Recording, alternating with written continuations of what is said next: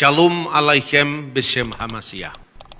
Salah satu kendala di dalam menyaksikan kebenaran iman Kristiani adalah kesalahpahaman mengenai istilah anak Allah.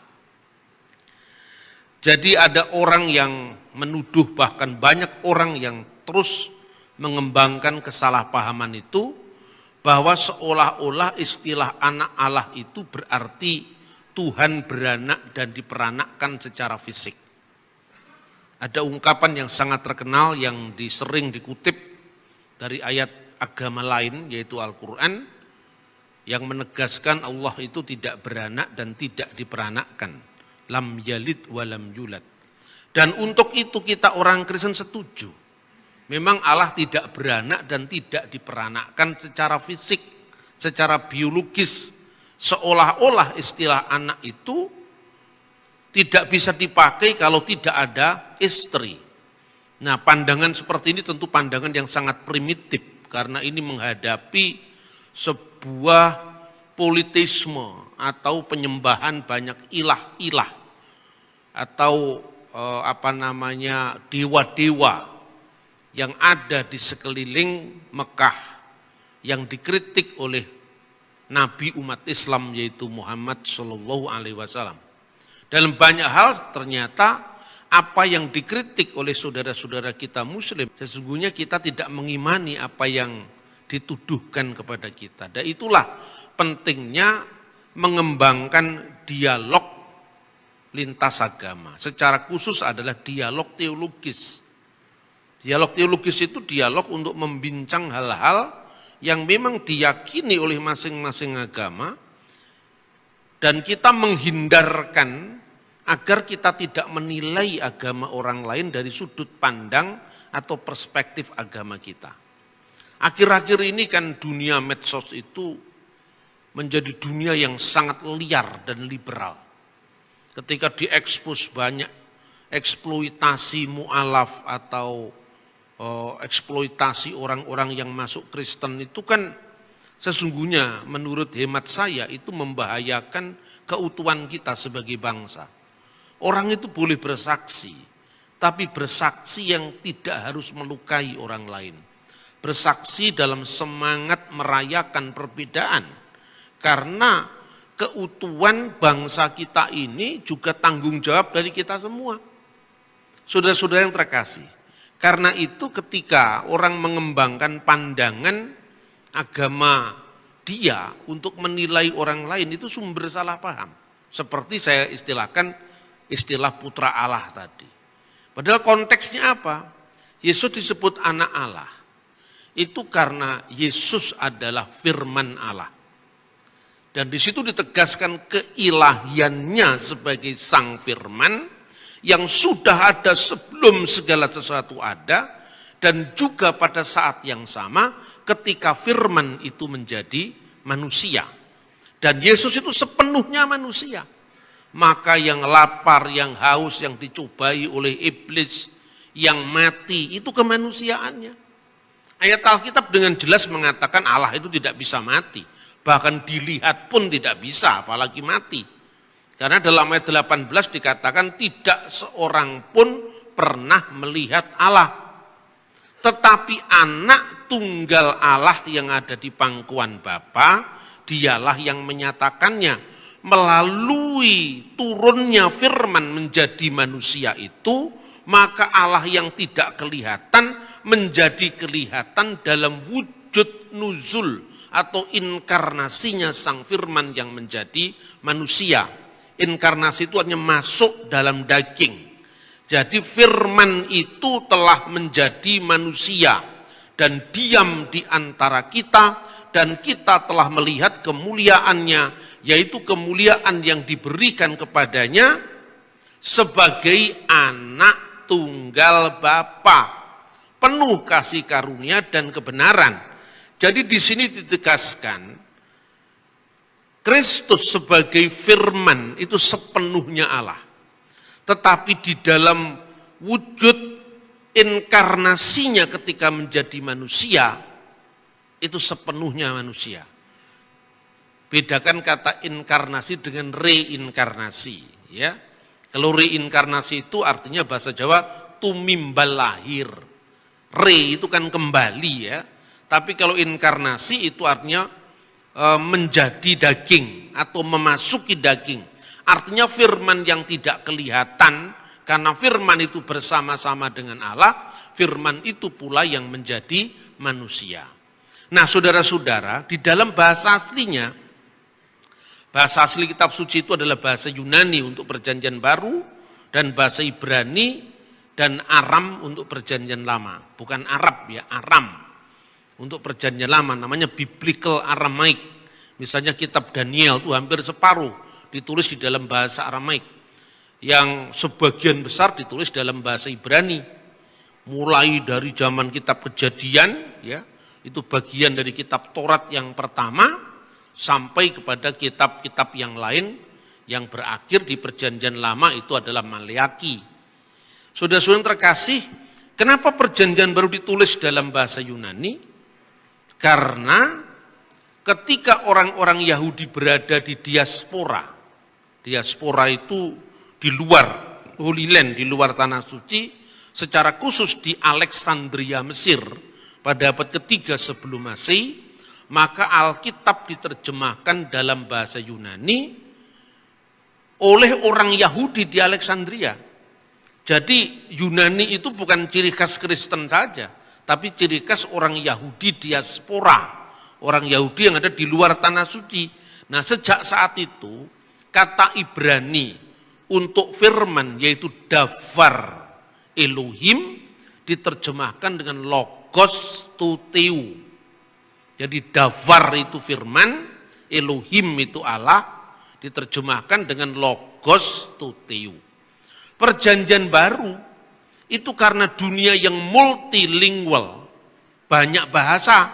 Mengapa? Karena Yesus berkarya di Galilea, wilayah bangsa-bangsa. Ya, Gelil Hagoyim.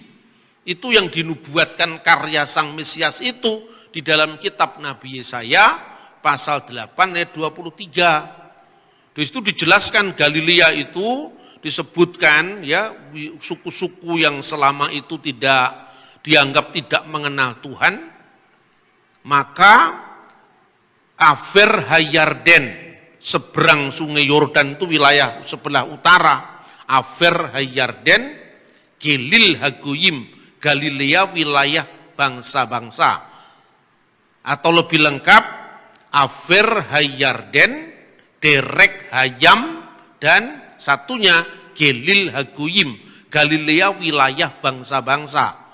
Karena Galilea itu wilayah bangsa-bangsa, maka Kristus berbicara lebih dari satu bahasa.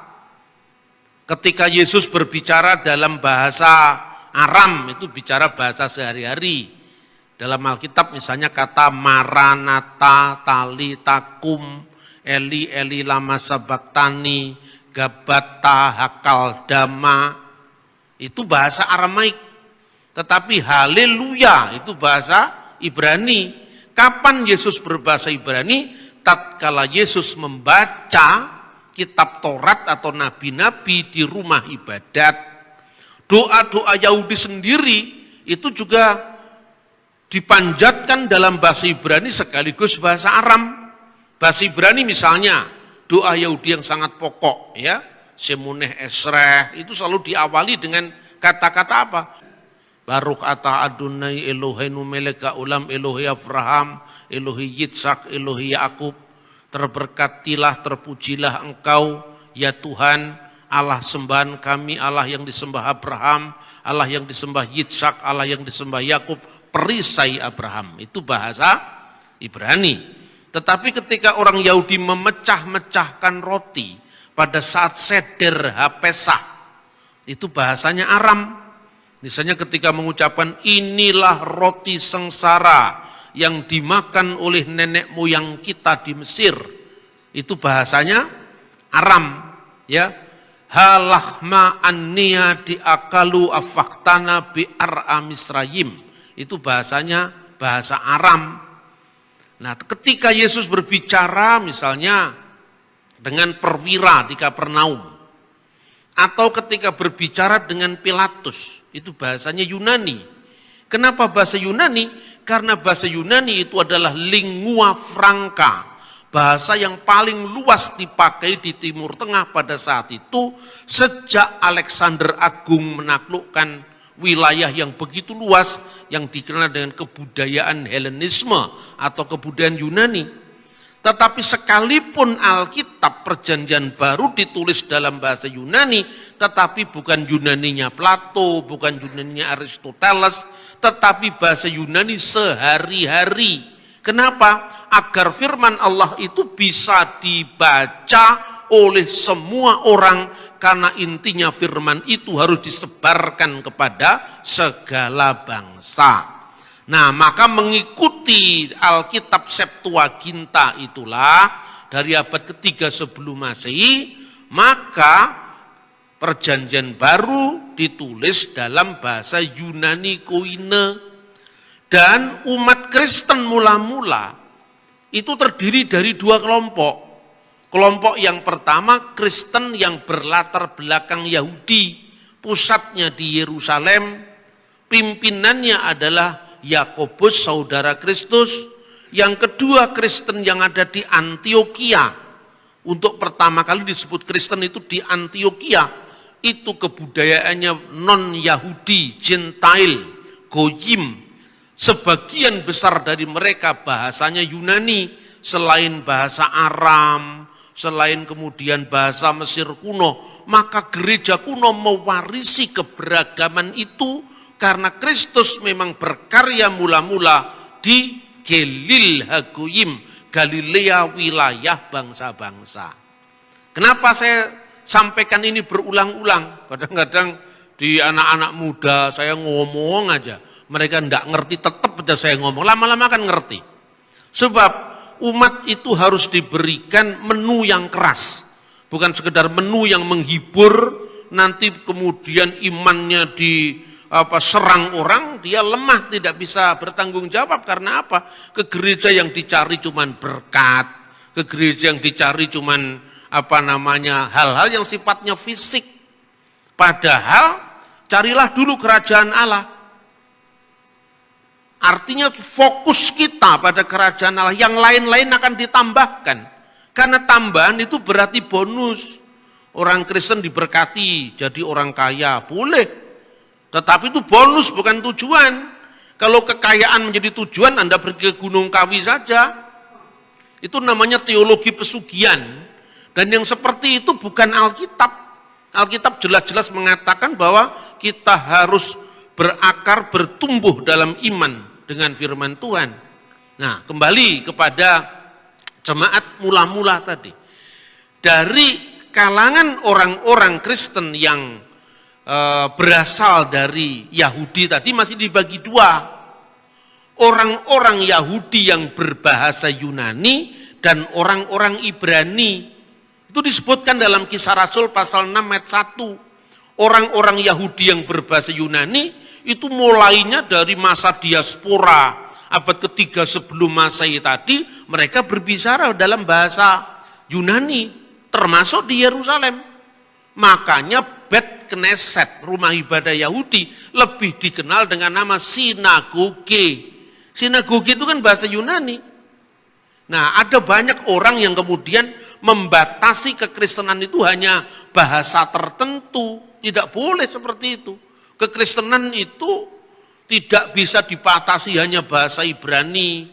Kemudian kalau kita ngomong Yesus Kristus tidak sah, mestinya Yeshua HaMasyiah. Itu hanya bagian kecil dari kekristenan.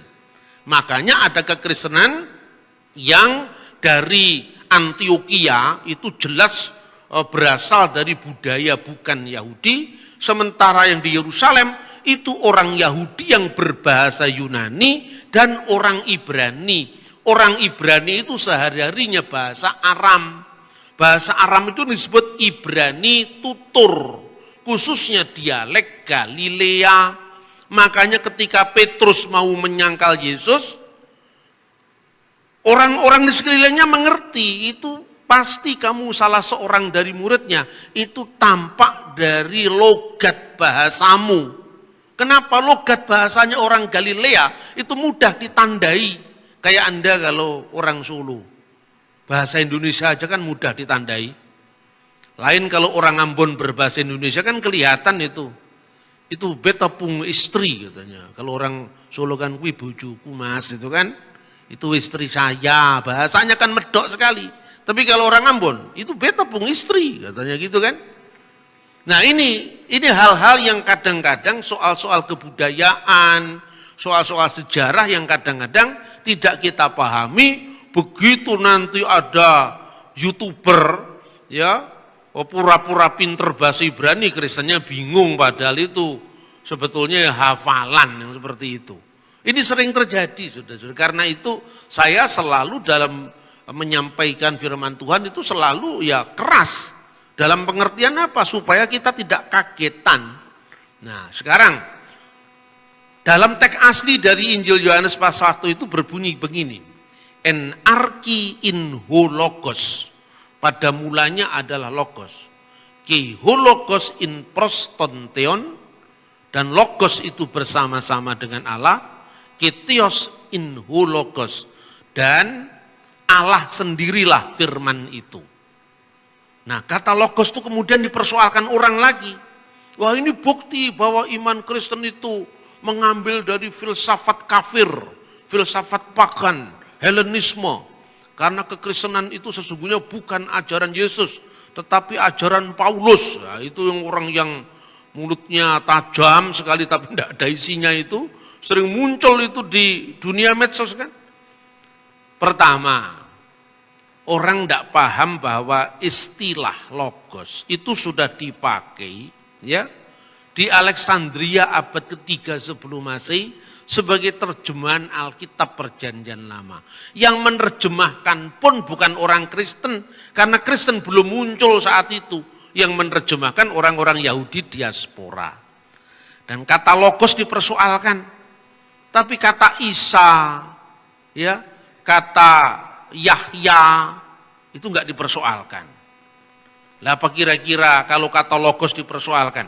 Lah logos kan ada di abad pertama pada zaman Yesus. Tapi kata Isa kan enggak ada abad pertama di zaman Yesus. Masa ada orang Yahudi namanya Isa? Ya toh? Coba pikirkan sekarang dengan kepala dingin tapi dengan jujur sekarang. Ada enggak kira-kira orang Jawa namanya Michael Jackson di abad 10? Enggak ada pasti itu. Kalau Anda tahu namanya orang Jawa di abad ke-10 itu Anda baca prasasti Balitung itu tahun 907. Si Galigi mawayang buat yang macarita Bima Yakumara. Galigi itu nama orang, memainkan wayang, bercerita tentang Bima ketika masih muda, akhirnya jadi cerita Dewa Ruci itu, Bima Suci itu abad ke-10.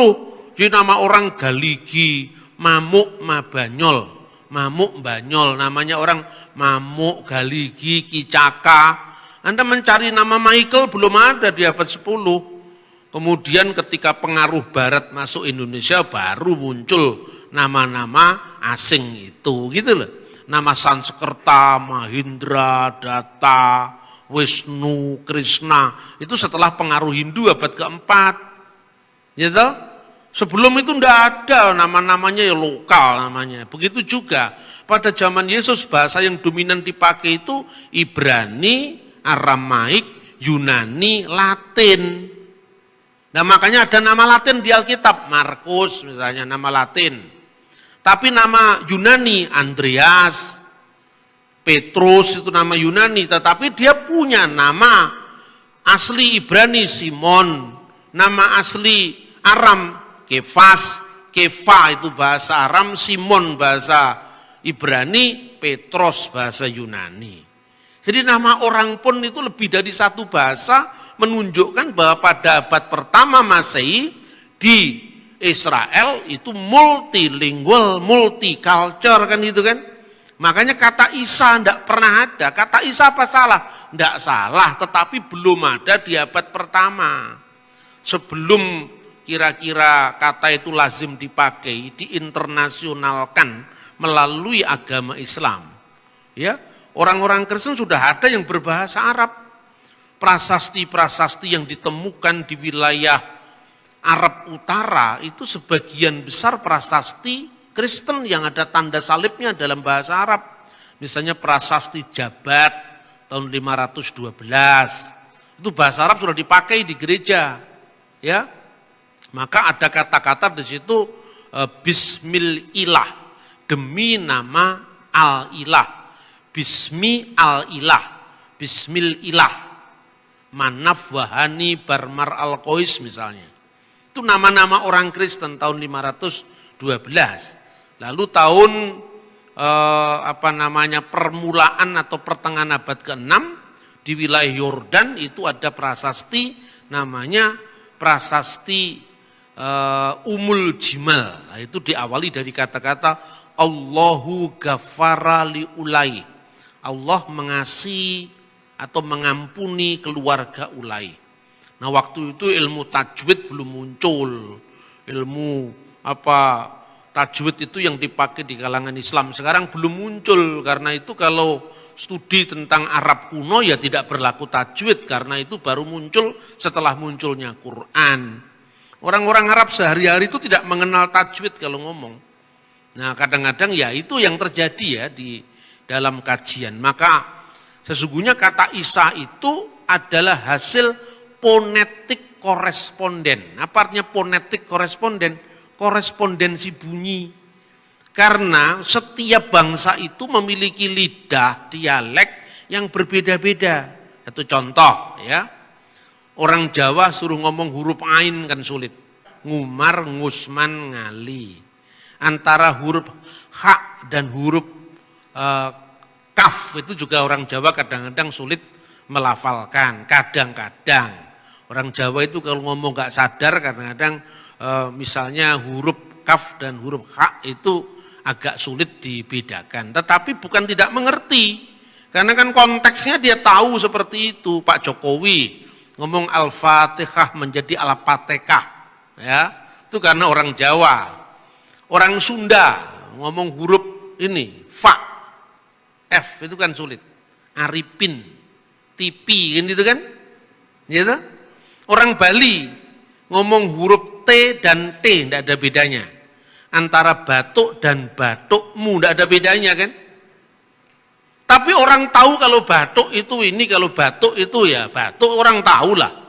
Ya, itu contoh. Nah, begitu juga ketika bahasa serumpun itu diterjemahkan dalam bahasa lain. Tidak semua tercover pronunciation-nya. Kayak orang Tionghoa, kalau ngomong Yesus kan Yesu kan, S-nya mana kok bisa hilang? Fong Chu Yesu Tekmi mana? S-nya mana kok bisa hilang? Ya karena itu ponetik koresponden. Nah, beberapa ponetik koresponden itu muncul misalnya ketika kata Ibrani shalom. Shalom itu sin. Shalom, sin, lamed, vav, mim, shalom. Menjadi bahasa Arab apa? Salam, salam. Sin ringan, bukan shin tapi sin. Sin, lam, alif, mim. Shalom. Itu dikati kata sandang, definite artikel al-salam baru dibaca assalam. Shalom alaihim, shalom atas engkau sekalian. Kemudian assalamualaikum gitu loh. Itu namanya ponetik koresponden. Nah, begitu juga huruf bahasa Ibrani yud ya, y itu kadang-kadang berubah menjadi alif, kadang-kadang berubah menjadi ain. Satu contoh. Ada buku kuno yang ditulis abad pertama oleh Flavius Josephus. Diterjemahkan dalam bahasa Arab.